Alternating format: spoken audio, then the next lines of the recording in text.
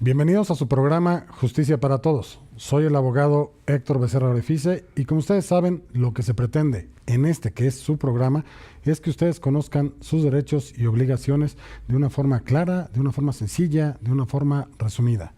El día de hoy vamos a platicar un tema que es muy interesante, sobre todo para los que llevan a cabo negocios, lo que es la importación en México, en nuestro país. Quédese porque se va a dar una información muy valiosa para todos ustedes, para un familiar, para un amigo, para un compadre, para demás. Vamos a iniciar este gran programa, síganos y quédese. Vámonos.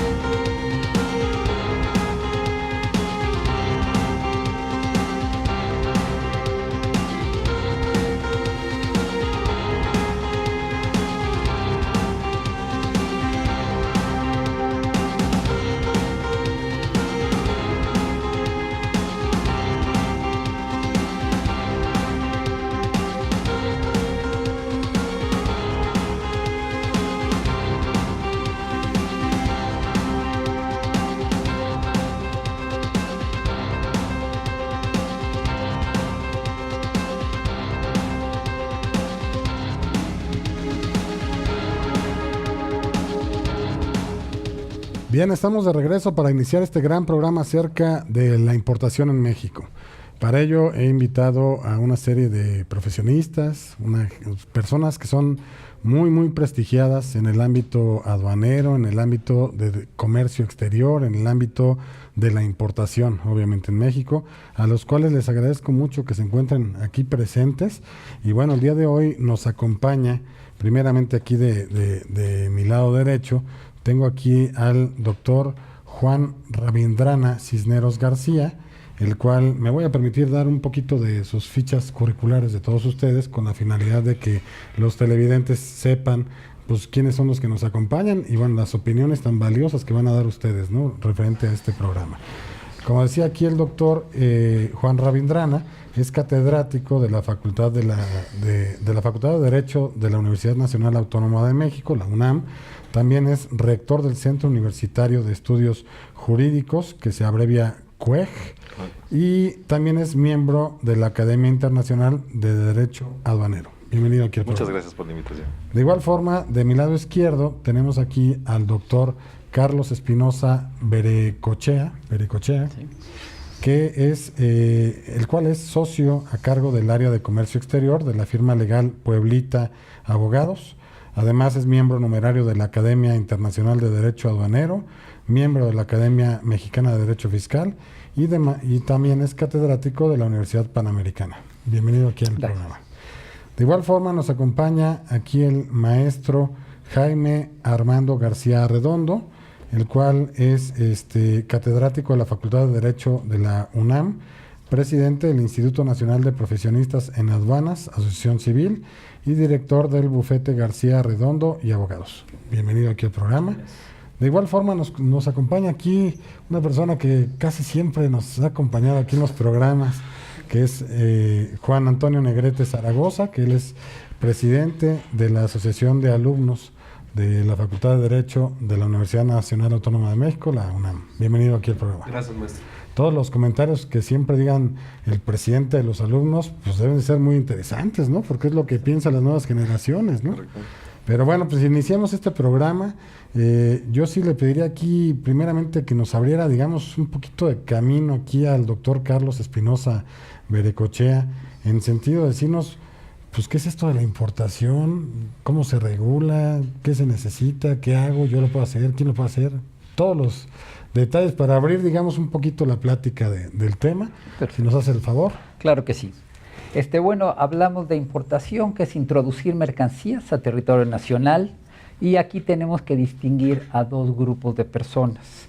Si es para fines comerciales o son para fines personales. Bien. Si hablamos para fines comerciales, necesitaremos un agente aduanal o un representante legal, una persona que tiene autorización por parte de la Secretaría de Hacienda para introducir mercancías en favor de alguien, de la persona que le da un mandato.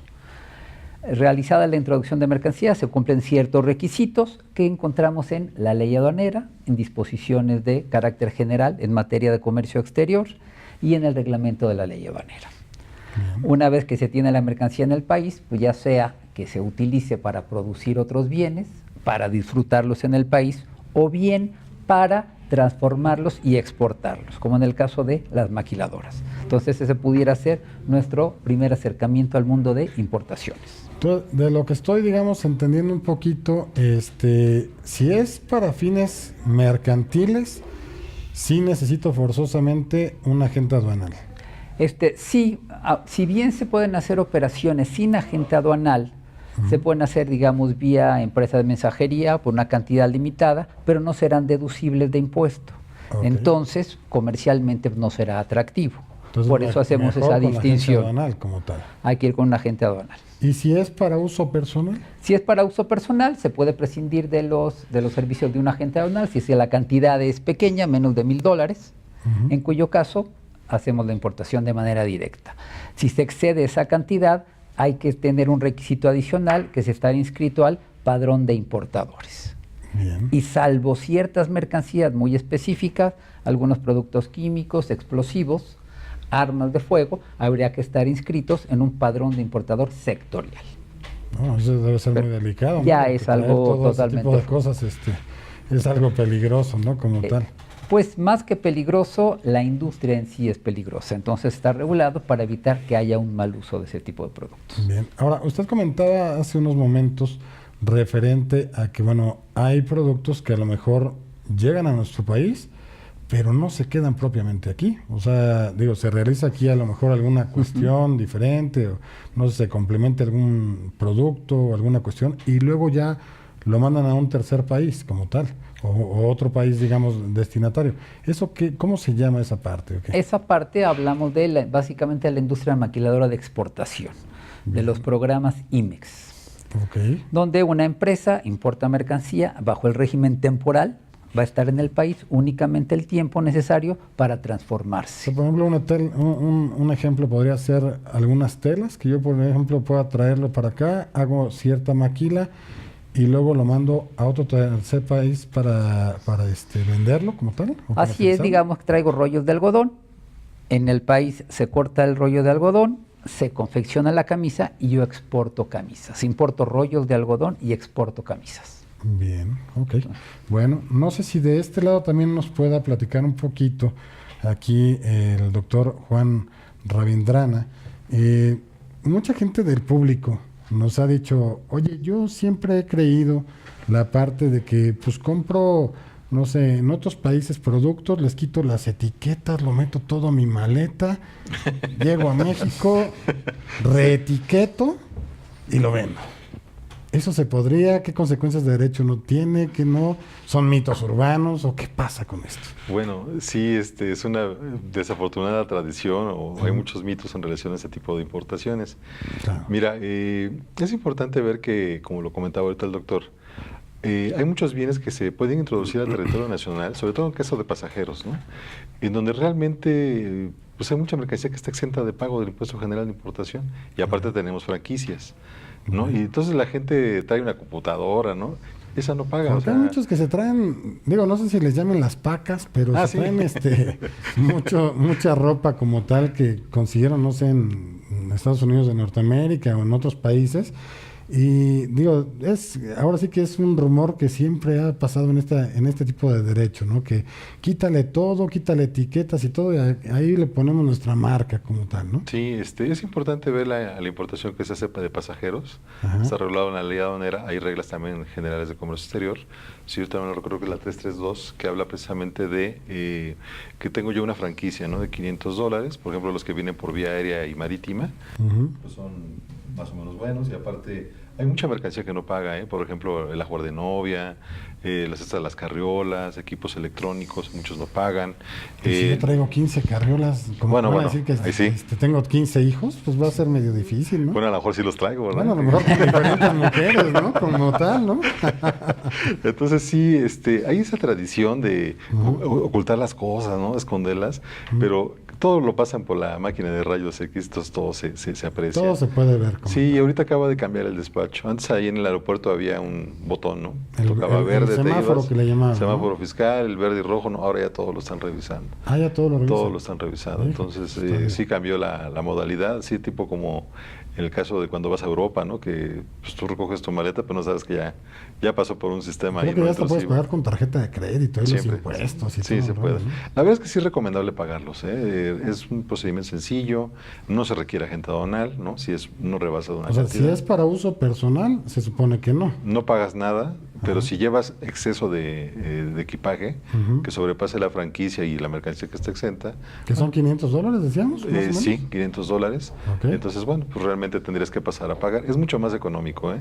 Eso de que le quitan las etiquetas y alteran las notas y, pues bueno, realmente es una práctica muy desafortunada, Claro. pero yo creo que es mejor conservarlas, hacer bien la cuenta y decir, bueno, pues esto es lo que excede, paso, pago y me quito de problemas, porque si no lo hago de esa forma, me podría enfrentar a un procedimiento incluso penal.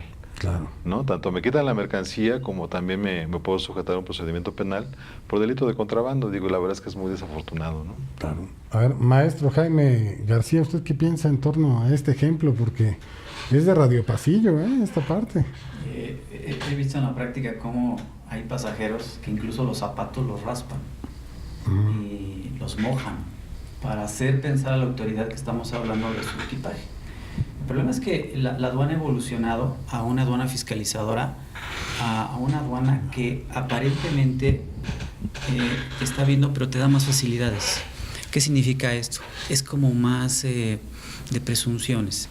Si una persona sale con 2 maletas, va a París, regresa de París con 4 maletas y toda la ropa le quita las etiquetas y la moja, porque era lo que se conocía antiguamente como la ropa mojada, pues obviamente está generando una presunción de que está trayendo más. Entonces, como le dice el doctor Rabindrana, al momento que la autoridad verifica en rayos X, espérame, tú te fuiste con un equipaje, estás regresando con otro equipaje. Bueno, pero es que le gustó mucho la ropa del lugar donde fue, ¿no? Pero es todo un tema, porque es de acuerdo a la duración del viaje. Exacto. O sea, si te vendes un mes, bueno, pues sí se vale que te hagas 4 maletas. Pero si te vas una semana, no es entendible. Entonces generas una presunción y la autoridad al momento que lo revisa, obviamente que te va a observar, digamos, claro. salvo Entonces, que tú lo compruebes, ¿no? No es recomendable. La verdad, si te expones a un tema de que te embarguen la mercancía, tienes un crédito fiscal y, claro, obviamente, un procedimiento penal.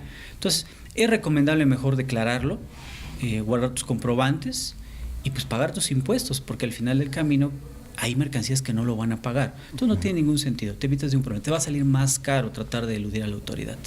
Bien. Vamos a una pequeña pausa comercial. Regresamos.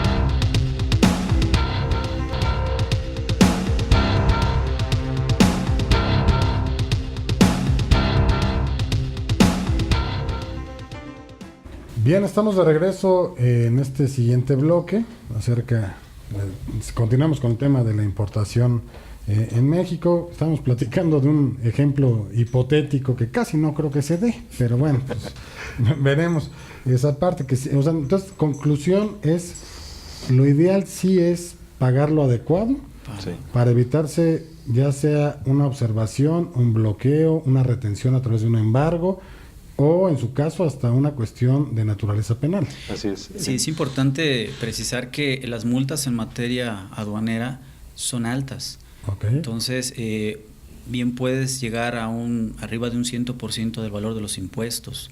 Entonces, no es recomendable porque un crédito se puede hacer muy alto. Además que se va a embargar la mercancía y se va a iniciar la carpeta de investigación. Entonces, no tiene ningún sentido. Es mejor guardar sus comprobantes, declararlo y pagar los impuestos correspondientes. Bien. Doctor, ¿usted qué piensa en torno a este ejemplo? Porque, digo, ya oí 2 opiniones, pero ¿usted qué piensa de este? Pues hay un punto, que podemos complementar. Los impuestos de importación se causan con la simple introducción de la mercancía. Entonces, dado el caso que comentaban, la mercancía no declarada, independientemente de que se iniciará un PAMA y posiblemente o lo más seguro es que pierda la mercancía, de todos modos tiene que pagar impuestos. Nada más, para efecto de los televidentes, usted mencionó ahorita un PAMA. Un PAMA, claro. Hay que destacarlo porque luego la gente dice, Claro, ¿un PUMA o qué es pues, un sí, PAMA, claro. un PUMA, qué? Sí, es un procedimiento administrativo en materia aduanera, que se suscita Es un tipo de juicio como es un tal. tipo de juicio, es un procedimiento administrativo Ok. que se inicia cuando se embarga mercancía. Bien. Y se embarga mercancía, entre otros supuestos, para el caso que nos ocupa, cuando hay mercancía no declarada. Cuando yo llego como pasajero, digo, no traigo nada, revisan mi maleta y resulta que en un viaje de 6 días traigo 14 suéteres. ¿Y si me los traigo puestos? ¿Tengo mucho frío? ¿Soy Adelante. friolento? Si están encima, no pasa absolutamente nada. El problema es traer 14. ¿no? Bueno, está bueno. ¿Algún comentario aquí, Juan Negrete? No, pues nada más que yo creo que está más que claro las restricciones que hay. La ley aduanera es muy clara también cuando habla de estos ámbitos junto con la ley general de impuesto al comercio exterior respectiva. Y pues obviamente solamente es atener al caso en concreto. Ahorita, como dice, estamos hablando de un ejemplo hipotético, pero así hay muchísimos más, claro. En donde el PAMA, como bien lo mencionaba el doctor Carlos Espinosa Berecochea, pues forma parte fundamental casi en toda la materia de importación y exportación, ¿no? Claro. A ver, bueno, entonces, digo, ya ese tema creo que ese ejemplo lo podríamos descartar. Es mejor que sea preventivo, no correctivo. Y bueno, no estamos dando ideas aquí a los televidentes, pero bueno, sí tienen que ponderar esa parte, ¿no? Como tal. De ahí, hay muchas preguntas que nos han efectuado en torno a la importación. Nos dicen la gente que ellos muchas veces les han retenido su mercancía, que ellos sí han pagado, digamos, con su proveedor, no sé, en China o en otros lugares, pero que lamentablemente a lo mejor en la factura equivocadamente los chinos como tal, o a lo mejor trataron por apoyar, digamos, a algún consumidor, pusieron un valor menor en una factura del valor real de los productos. Y ahora dice que tienen muchos problemas. ¿Qué puede hacer? ¿Cómo se puede evitar esto? Y jurídicamente, pues, ¿qué es lo que ustedes le aconsejarían como tal? Bueno, hay diferentes causales de embargo precautorio, como lo decía ahorita. Okay. Iniciar un procedimiento administrativo de materia aduanera, bueno, obedece a diferentes irregularidades que se consideran graves, ¿no? Hay unas que no meritan el embargo, solamente una multa, pero otras en donde sí se embarga la mercancía. Bien. Incluso se puede perder la mercancía y aparte imponer un crédito fiscal, ¿no? Okay. Y que regularmente son altos, ¿no? O sea, te quito la mercancía y aparte ¿te doy alguna multa grande? Así es, o sea, la mercancía pasa a favor del fisco federal y aparte tengo que pagar la multa. ¿Y qué hacen con esa mercancía? Se la dan al SAE, ¿verdad? Para que la vendan. ¿Y qué hará el SAE con esa mercancía? Bueno, ese ya es otro tema, pero bueno. Otro tema. Sí, en la ley aduanera, en el artículo 151, hay 7 fracciones en las cuales establece diferentes hipótesis de embargo precautorio. Hay unas que son muy comunes, por ejemplo, cuando no se acredita la legal estancia de la mercancía. Otra que es cuando no se cumple con la restricción o regulación no arancelaria a la que se encuentra sujeta, ¿no? Imaginemos una carne, ¿no? Un pescado, pues requiere un permiso de importación, ¿verdad? En la cual se acredita que el producto está óptimo para consumo humano, y si no trae ese documento, pues bueno, eso también trae aparejado una sanción de por lo menos el 70% del valor de la mercancía, y la mercancía se pierde, ¿no? Si en 30 días no acredito el cumplimiento de la regulación. Una carne 30 días, que la tengan ahí, pues ¿qué van a hacer? ¿Carne añeja? ¿O qué van a hacer, no? Sí, pues bueno, hay productos, yo he escuchado a los chinos que dicen que el pescado puede aguantar 5 años, bien congelado, ¿sí? Que no se pierda la cadena de frío, y a pesar de que puedes considerar que es un artículo, digamos así, perecedero, pues siempre no lo es tanto, ¿no? O sea, hay veces que incluso la ropa o una UCB es más perecedera que un producto cárnico, ¿no? Okay. Una UCB que ahorita te embargan y que te la regresen en 2 años, pues ya no sirve, ¿no? Su ya capacidad de moda, digamos, ¿no? Así es. Maestro Jaime, ¿qué nos puede opinar referente a este supuesto? Bueno, en el ejemplo que nos expone de las personas que importan, y que sí, es muy común que los valores de las mercancías vengan por debajo del valor real. ¿Esa es se llama factura como tal lo que te entregan, o qué diferencia con el pedimento de importación? Al momento de que se importan las mercancías, es una práctica internacional que se entrega una factura. Ajá. Es una factura pues diferente a como tenemos una concepción fiscal en México, porque a nivel internacional no es un comprobante fiscal, es un comprobante de transacción que te va a emitir el proveedor. El proveedor que de va cualquier país. Que contiene los datos de quién te lo está emitiendo, Expidiendo, todo. la cantidad de la mercancía, su descripción, quién lo está comprando, el valor de la mercancía, una firma y un sello. Esto provoca obviamente que a veces se dé adulteraciones de los documentos, que es un documento privado, que es lo que fiscaliza la autoridad y cuida para evitar que se paguen malos impuestos, porque el valor de la factura pues es prácticamente la base para calcular los impuestos generales de importación. Ahora, la factura, a diferencia de un pedimento, es que el pedimento es la declaración que vamos a hacer de la aduana acerca de las características de la mercancía, el régimen como que se está importando, el cálculo de los impuestos, y es lo que se presenta al SAT. Y le adjunto esa factura. Así es, que es básicamente donde se está obteniendo el valor en O sea, aduana de las digo mercancías. qué es, cuántos tengo que pagar, qué estoy exento, qué no estoy exento, Así y es. acompaño mi factura. Así es. El problema, como insisto, es que a veces, a propósito o a veces accidentalmente, quiero pensar accidentalmente, se baja el valor de la mercancía para pagar menos impuestos. Entonces, lo que se le recomienda a la gente es que tenga contacto con su proveedor y que se aseguren que sea el valor real de las mercancías. Porque en ocasiones, pues es un juego de los dos y la autoridad se percata. Claro, hoy día es más difícil tratar de sorprender a la autoridad, tiene mecanismos más avanzados.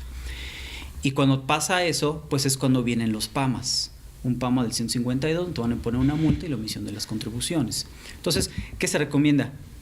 Que se hable con el proveedor, que se conozca el proveedor también, porque también las transacciones internacionales a veces nada más por correo electrónico o por llamadas telefónicas, nunca se conocen.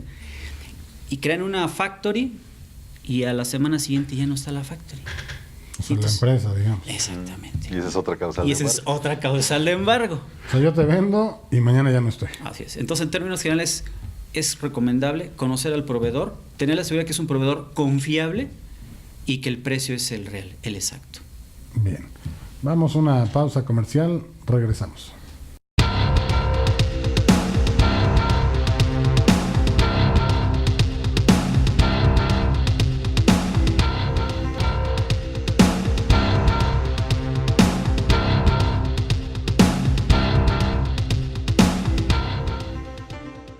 Bien, estamos de regreso para continuar con este magnífico programa acerca de la importación en México. En el bloque anterior nos quedamos platicando un poquito de todos estos documentos que se tienen que acompañar al pedimento de importación, cómo se sujetan a la autoridad, y luego lo subvaluamos, el valor de una mercancía. Pero, ¿qué pasa si a mí, por ejemplo, una empresa, no sé, está medio loca o algo por el estilo, el representante o no sé, algo pasa, pero me dan muy por debajo el precio de un producto que, pues no sé, a lo mejor ellos lo compraron robado, no sé, de alguna forma en el extranjero o algo, pero me lo venden a mí a un precio, ahí está la empresa, pero no se adecua realmente al costo real de ese producto. ¿Ahí también me lo pueden observar o no? Bueno, aquí hay que distinguir si ese precio que es muy bajo, si es precio real. Okay. Puede darse el caso que yo compro mercancía muy barata, pero el precio es real. Okay. Es diferente comprar una mercancía, una pieza, que comprar 1,000,000 de piezas. Claro. Es diferente pagar por adelantado que pagar en abonos. Okay. Entonces, dependiendo de estos escenarios, el precio de las mercancías fluctúa. Yo pago el flete o el flete viene incluido.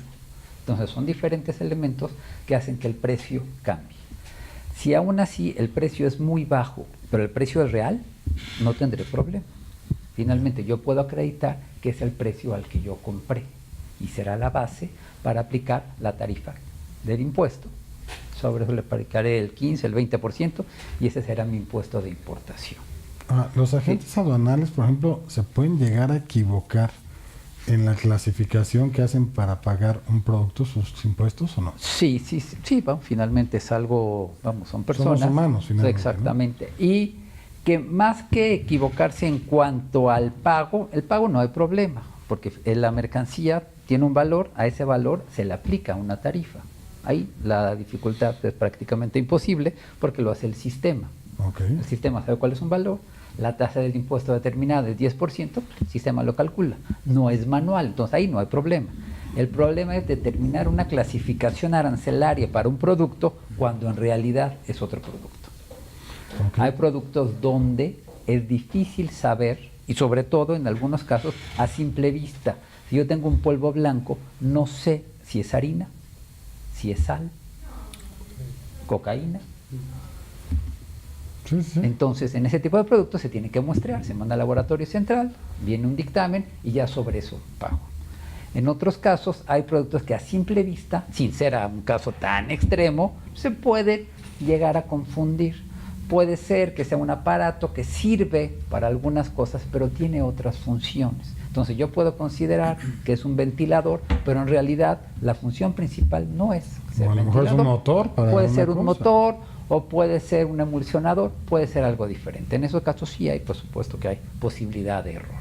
Por eso, mientras más información se le dé a la gente aduanal, la información técnica de qué es el producto que estamos trayendo y cuál es la fracción arancelaria que se utilizó para su exportación, tendremos menos errores o menos posibilidad de equivocarnos en la importación.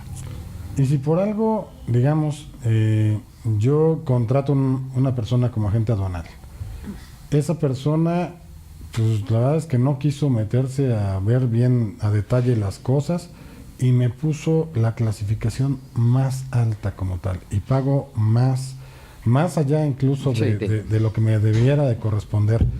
¿Puedo después reclamar esa otra parte o ya no se puede reclamar nada? No, claro, lo puedo rectificar, puedo hacer una rectificación de pedimento y tendré dos opciones.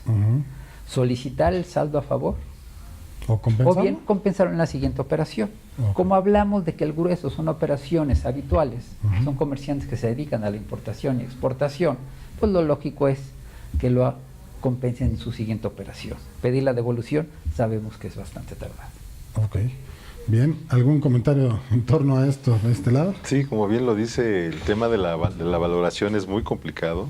Ajá. Porque son muchos factores los que influyen en el valor de la mercancía, incluso hasta la temporada, ¿no? Digo, no es lo mismo comprar una chamarra en diciembre que comprarlo ahorita en estas fechas, ¿no? Claro. Evidentemente el valor es muy diferente, el país de origen, la marca, ¿verdad? También es un tema muy importante, su calidad. Entonces, por ejemplo, podemos hablar de vino tinto, bueno, pues sabes que se clasifica en una fracción, pero pues hay vinos que valen cualquier cosa y otros que valen Muchísimas muchísimo, ¿no? clasificaciones. Entonces, es un tema hasta cierto punto arbitrario. Dice el GATT que es el precio realmente pagado, ¿verdad? Por pagar por la mercancía, lo tenemos en el 64 de la ley aduanera, pero es un tema muy complicado, ¿no? Hay personas que, por ejemplo, importan pescado, hay una época en donde es muy barato, y lo traen muy barato y dice está subvaluado. Y sucede que sí es el precio real, ¿no? Entonces, como también puede suceder que alguien manifieste un valor muy bajo para pagar unos impuestos, ¿no? Entonces, es un tema muy complicado para la aduana Todo porque este entra tipo mucho. de cosas se pueden pelear a través de el famoso PAMA. Sí, de hecho, el PAMA lo inicia la autoridad. Hay otro procedimiento, ahorita estaba platicando el doctor, cuando ya no hay embargo de mercancías, lo que caracteriza un PAMA es el embargo. Si hay embargo de mercancías es un PAMA. Si no hay embargo hay otros procedimientos, ¿no? De revisión posterior al despacho y que nosotros le llamamos PAMITA, ¿no? Cuando estamos ahí en la aduana. Claro. Pero hay veces que son incluso más fuertes que los propios PAMAs, ¿no? Por el tema de la sanción, de las actualizaciones, recargos y las multas, ¿no? Pero básicamente esos temas de subvaluación son complicados. Sí se pueden desvirtuar en el PAMA.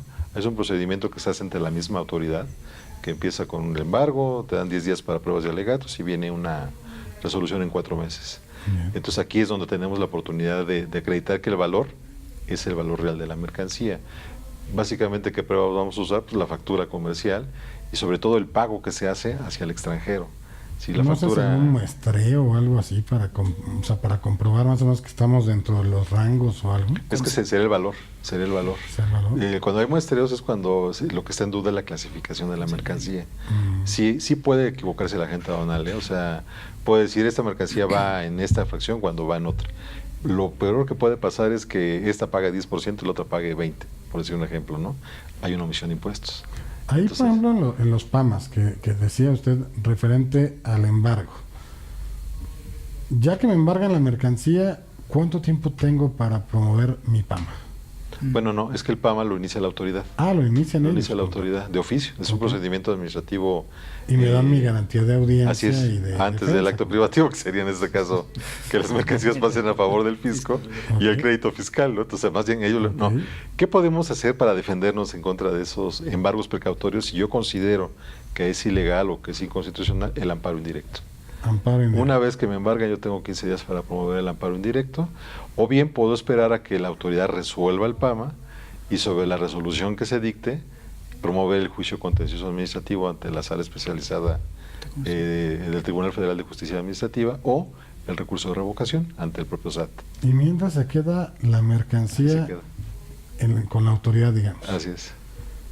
Y si ya después pasa tiempo y tiempo y tiempo y tiempo Y es un para que problema, resuelvan. aunque yo gane el asunto, me voy a enfrentar a un problema bien grande. Ujú, La demora del contenedor, porque el contenedor pues es de las empresas navieras. claro.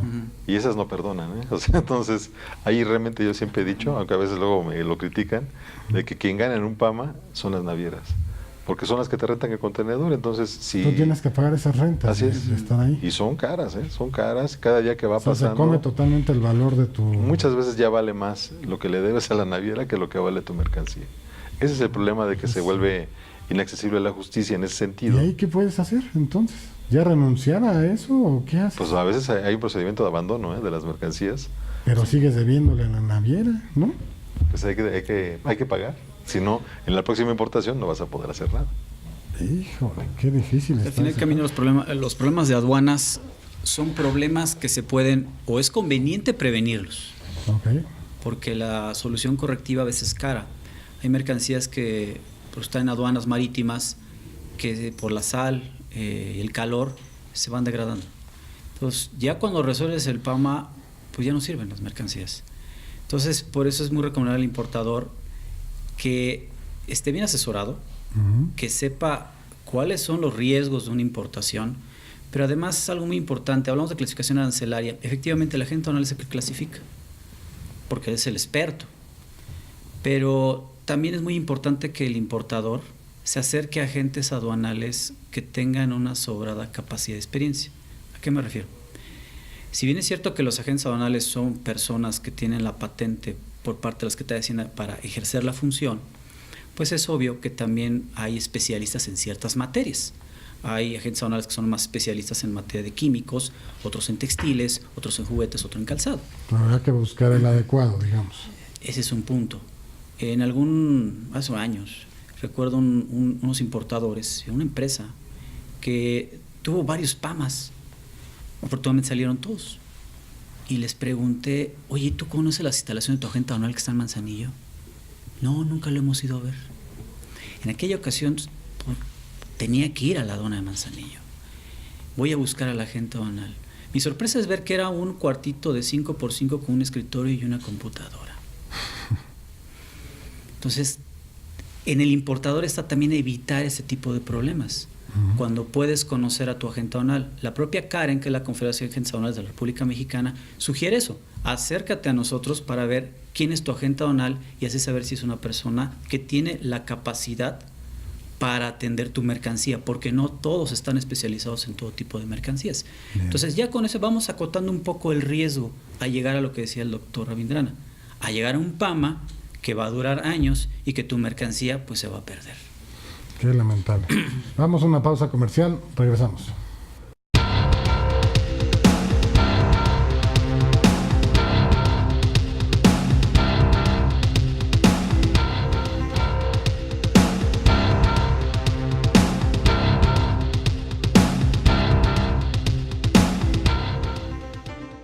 Bien, estamos de regreso y bueno, estamos platicando en torno a todo este supuesto. Y pues nació la duda, ahorita platicando aquí en el segmento del comercial, de qué es el padrón como tal. Bueno, que te pueden sacar, ¿verdad? Del padrón de importadores. Si tú todo el tiempo estás cometiendo cuestiones o abandonas cosas o algo, ¿no? No sé si nos pueden platicar. Bueno, es importante aclarar que es un padrón de importadores y por qué el padrón de importadores. Toda persona que desea importar de manera comercial necesita estar inscrito en el Registro Federal de Contribuyentes. Es un requisito indispensable. y estar inscrito en el padrón de importadores. El padrón de importadores no es otra cosa más que un registro que lleva el SAT acerca de las personas que están importando mercancías. Pero también tenemos un padrón que se conoce como padrón sectorial o padrones específicos, que son aquellos padrones que se refieren a fracciones que determina la autoridad, que por ser sectores que considera que puedan afectar a la industria nacional o que son más sensibles a que se cometan contrabando o tratar de hacer fraudes a la autoridad, determina que los que quieran importar las mercancías estén inscritas en ese padrón para tener un control. ¿Qué pasa cuando un importador ha omitido contribuciones? Lo van a bajar del padrón.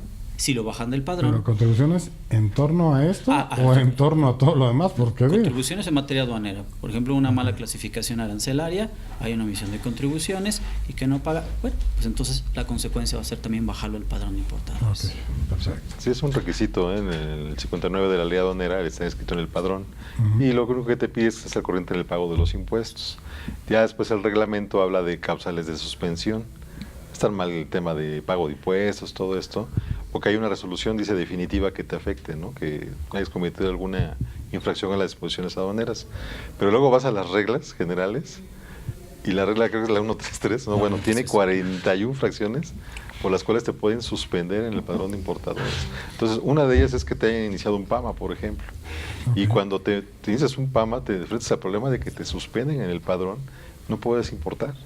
Entonces, la consecuencia jurídica para una empresa que se enfrenta a un PAMA sí es grave. Sí, es grave. Pues ya se acaba el negocio, por así decirlo. Así es, y es donde luego ya vienen los medios de defensa, pero bueno, es otra cosa. Bien.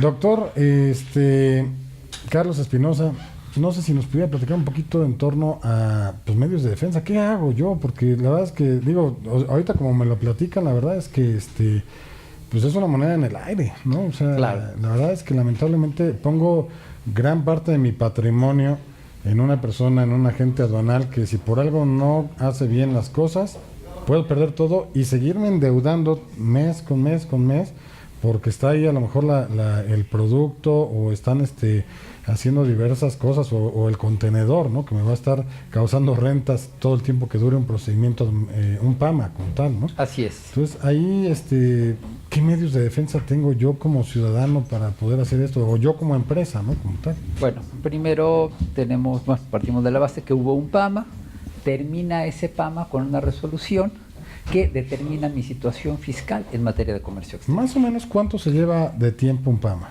En términos generales, alrededor de 4 o 5 meses. En términos generales. En ocasiones, cuando se requiere algún dictamen de laboratorio, cuando se requiere comunicación de otras dependencias, pues obviamente tarda más, porque hay que esperar la comunicación, hay que esperar un análisis de laboratorio que puede tardar 3, 4 meses más en términos generales, pero vamos a pensar que en 5 meses tengo yo mi resolución. De esto de laboratorio que comentaba, yo me acuerdo en alguna ocasión que me habían comentado que había como una cámara especializada, digamos, de, no sé, textileros, de diferentes cosas, pero que ellos sí daban una opinión totalmente a las autoridades en torno a importaciones. Por ejemplo, si un textil que yo traigo de Guatemala, a lo mejor yo digo que si está por debajo de los precios, lo tiene que contemplar la autoridad y de ahí me sanciona si estoy demasiado abajo como tal del precio, o nada más es en base a lo que diga la propia autoridad, nada más. Bueno, aquí hablamos de dos cosas diferentes. Hablamos del valor y hablamos del laboratorio. Okay. El laboratorio es para conocer el producto, para conocer la composición química, para ver si es de plástico, si es de metal, si funciona de X o Y manera. Para eso es la función de un laboratorio. Bien. La autoridad también tiene una base de datos enorme para determinar el valor. La autoridad, de acuerdo a su experiencia, de acuerdo a todas las operaciones que ha procesado y a bases de datos a las que tiene acceso, considera que esta tasa, por ejemplo, tiene un valor de $1. Si alguien la trae a 20 centavos de dólar, pues botan los sistemas se ponen todos los y dicen, alertas, te detengo la mercancía, acredítame por qué la traes a $1 y para mí vale 20 centavos. Okay. Es un supuesto de subvaluación.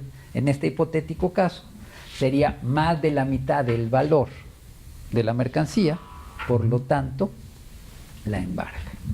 Bien. Inicia el procedimiento administrativo en materia aduanera y al final me va a resolver. La autoridad me va a decir, la mercancía valía $1, no 20 centavos. La subvaluaste. Y me da un crédito fiscal. Bien. Contra ese crédito fiscal, yo tengo dos opciones. Puedo irme a un recurso de revocación ante la propia autoridad, ante la aduana, o bien irme ante un juicio contencioso administrativo, Tribunal Federal de Justicia Administrativa. Uno u otro. Al que yo quiera. El que yo quiera. ¿Y el que usted aconseja cuál es? El recurso de revocación tiene la ventaja que no hay garantía del interés. ¿Pero quién conoce ese recurso de revocación? ¿Quién conoce? La propia autoridad. Esa es la desventaja. Pero luego reconfirman cosas. Así es, en la práctica en ocasiones se dice que es recurso de reconfirmación. Okay. Que voy a pasar 5 meses y me van a decir lo que ya sabía. Sí. Con la diferencia que de aquí a 5 meses, pues mi crédito fiscal creció. Mejor me voy al juicio, ¿no? Puedo irme al juicio. Si me voy al juicio, lo primero que tengo que hacer es garantizar el interés fiscal. No requisito para la procedencia del juicio, pero sí requisito para que no me vayan a molestar en mi domicilio o en mi empresa con ejecuciones. Bien. Entonces garantizo el crédito fiscal y me voy al juicio contencioso administrativo. Juicio contencioso administrativo que voy a tardar, números más, números menos, ¿Y la año y mercancía medio. dónde está? La mercancía se queda en el mismo lugar donde me la retuvieron la ¿Y no primera se vez. garantiza ya el crédito fiscal? No, lo que pasa, como regla general, la mercancía está afecta al pago de los impuestos. Ujú, Pero aquí yo debo, en muchas ocasiones debo no solo los impuestos, ujú. sino que pudiera darse el caso que ni siquiera tengo derecho a la mercancía.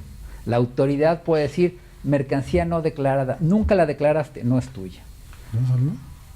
Mercancía prohibida, no la puedes tener. Entonces pueden darse el caso que yo ni siquiera tenga la mercancía. Entonces la mercancía se queda con la autoridad y además, como al introducirla generé un impuesto. Entonces son dos cosas diferentes. Bien. En algunos casos sí puedo sustituir la mercancía. Es decir, te doy una fianza por el monto de los impuestos y dame mi mercancía. Yo la vendo y sigo trabajando. O sea, yo pero garantizo el saco la mercancía, puedo disponer de ella. puedo totalmente. disponer de ella y sigue el juicio. Garantizo la mercancía con independencia del crédito fiscal. Son dos cosas diferentes. Ok. Al introducir la mercancía se generó el impuesto. ¿Y cómo lo garantizo? ¿Tiene que ser billete de depósito, fianza? Puede ser el medio más común es una fianza. Una fianza. Pero pudiera ser un billete de depósito, pudiera ser con factura, pudiera ser con prenda, pudiera ser con un embargo en la vía administrativa. Lo más común es una fianza, que además es lo Debe más ser lo cómodo más para el económico importador. también, ¿no?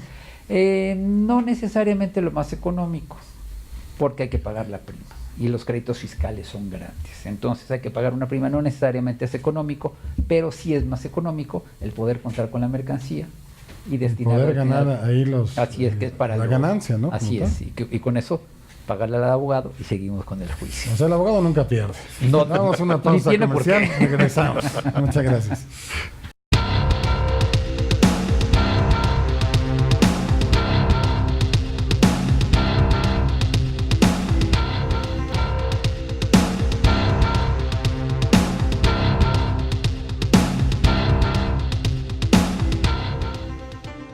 Bien, estamos de regreso en este último bloque de este gran programa. Yo sé que es mucha información que se puede dar en este derecho aduanero, pero lamentablemente, pues bueno, el tiempo aquí apremia, digamos, ¿no? Pero bueno, cualquier cosa, podríamos hacer otros siguientes programas, ¿no? Porque está muy interesante este tipo de programas, ¿no? Como tal.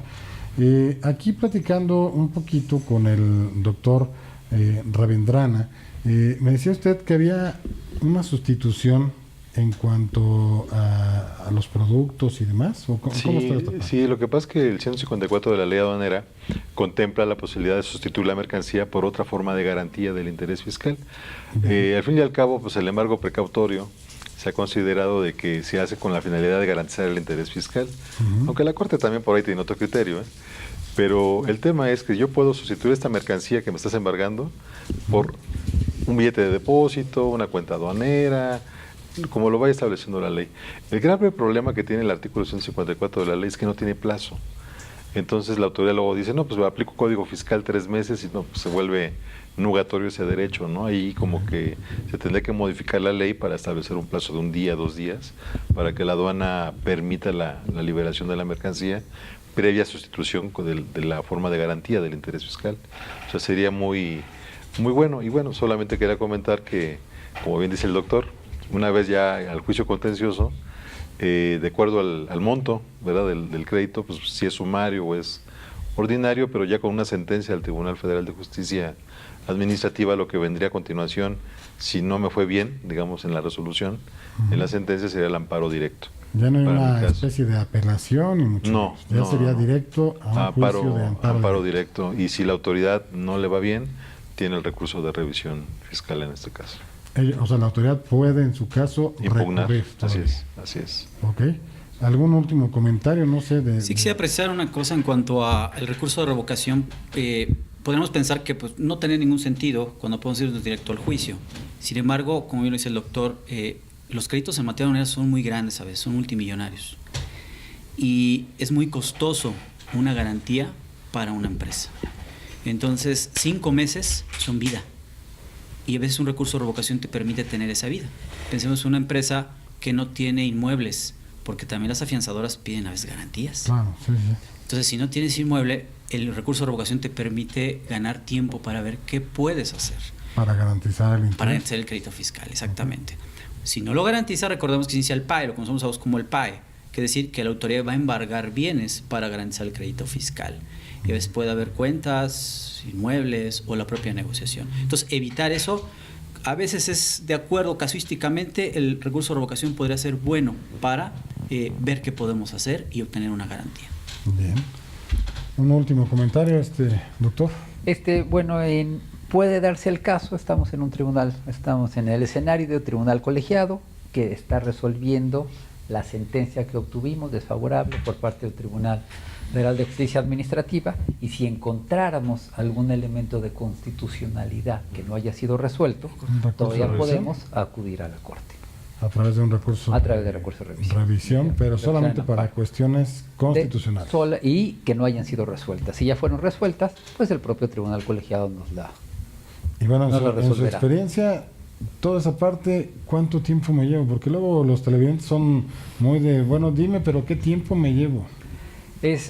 Vamos a pensar 1 año y medio, juicio de nulidad en el Tribunal Fiscal, y bueno, coloquialmente nos quedamos con la idea de que es Tribunal Fiscal, y probablemente 1 año, 1 año y medio también. Antes, cuando llegaba colegiado no se tardaba tanto, pero ahora la carga de trabajo ha hecho que se ¿Son 3 años estamos hablando? 3 años estamos hablando. Y eso si me voy al juicio de nulidad, porque si me voy también al recurso de revocación, pues Hay que aumentar 5 meses. 5 o 6 meses más. Así Sí, es, pues y hay que tomar 2 en años cuenta. y medio.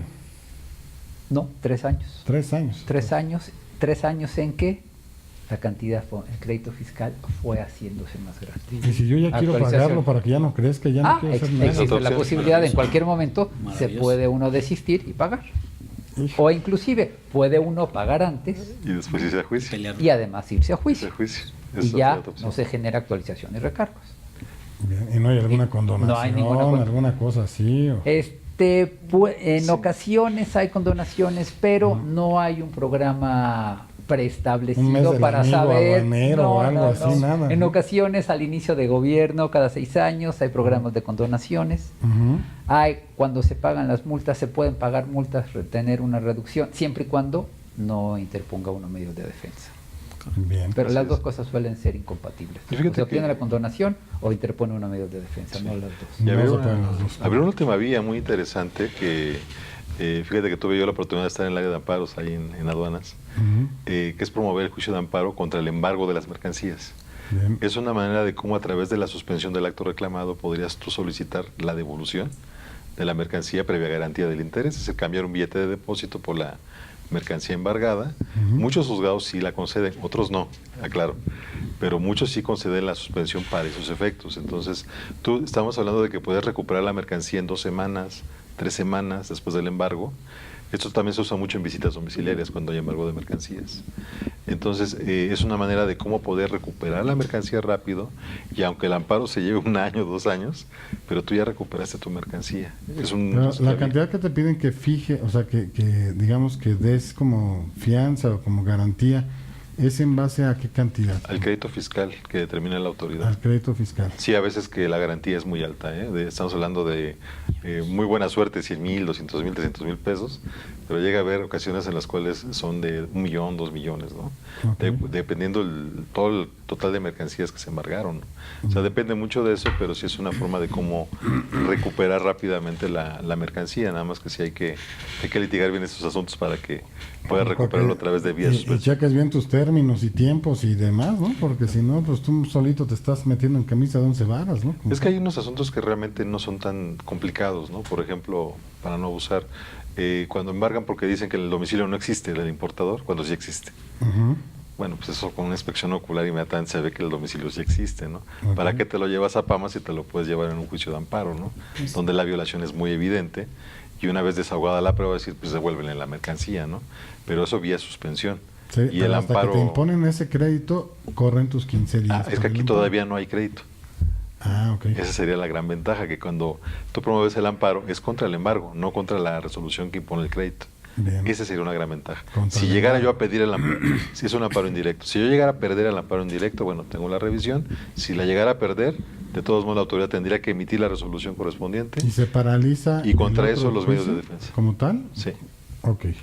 Un último comentario aquí, don Juan, Antonio Negrete. Pues yo más que nada una invitación, digo, los ponentes que tuvimos el día de hoy son grandes especialistas en la materia, es muy especializado, pero más bien seguir viendo la materia, porque ya hablan ahorita muchos dogmáticos del derecho aduanero, que vamos a evolucionar a un derecho aduanero electrónico, porque la CAREM, que como lo decía el maestro Jaime Armando García Redondo, ha hecho mucho hincapié en que ya no vamos a necesitar inclusive que los despachos aduaneros sean de la forma tradicional, sino con puras presunciones que ya tienen registrados ante la autoridad fiscal, pues ya la autoridad va a poder presumiblemente saber quiénes son posibles importadores, por así decirlo, a revisar o que se tenga que checar su situación, ¿no? Entonces más bien hay que seguir viendo.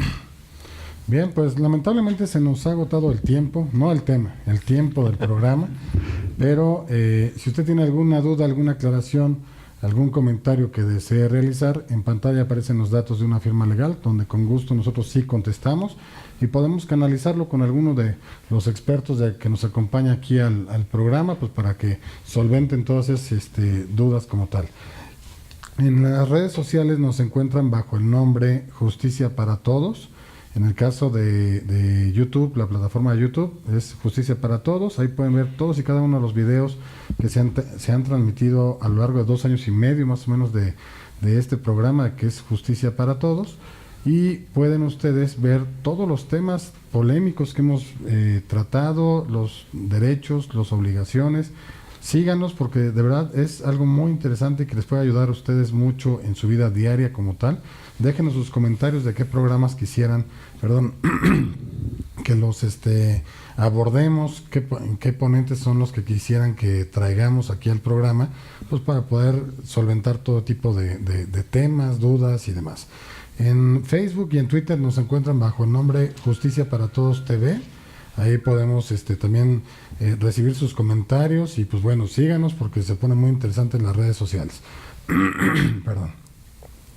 No me resta más que agradecerles a los panelistas que nos acompañaron a lo largo de este programa, a la producción por hacer posible el mismo y agradecerles a ustedes televidentes, a ustedes que nos han sintonizado y seguido a lo largo de esta grabación, de este programa como tal. Y bueno, espero que la próxima semana nos sintonicen en un programa más de Justicia para Todos, recordándoles nuestro lema: la justicia es ciega, nosotros no.